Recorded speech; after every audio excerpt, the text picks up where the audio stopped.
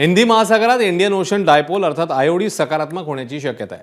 तसं झाल्यास पावसाची तूट भरून निघेल असा अंदाज आहे। जपान आणि अमेरिकेच्या संस्थांनी मान्सूनबद्दल दिलासादायक अंदाज व्यक्त केला आहे। प्रशांत महासागरात एल निनो सक्रिय झाल्याचं जाहीर झाल्यावर यंदाच्या मान्सून हंगामाविषयी सर्व स्तरातून चिंता व्यक्त होऊ लागली। एल निनोची तीव्रता वाढत असतानाच जुलैमध्ये हिंदी महासागरात इंडियन ओशन डायपोलची सकारात्मक स्थिती विकसित होईल असा अंदाज या संस्थांनी जाहीर केला आहे। आयएमडीने मात्र इंडियन ओशन डायपोल तटस्थ राहण्याचा अंदाज व्यक्त केला होता।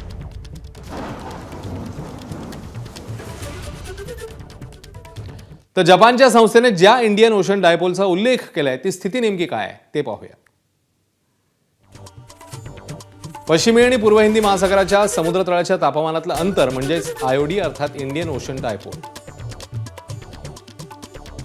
पॉझिटिव्ह आयओडीमुळे हवेची स्थिती बदलून भारताकडे आर्द्रतेची वाटचाल ही होत असते। आयओडीच्या वाढलेल्या आर्द्रतेमुळे पावसाचं प्रमाण वाढतं।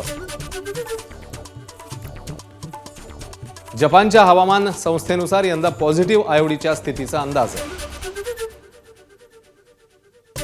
याआधी 1997 मध्ये एल निनोच्या परिणामानंतरही भारतात चांगला पाऊस झालेला।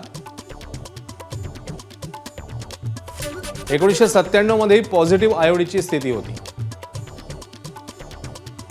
पॉझिटिव्ह आयओडीमुळे चांगला पाऊस हा फक्त अंदाज आहे, या संदर्भात खात्रीलायकरित्या मात्र सांगता येत नाही।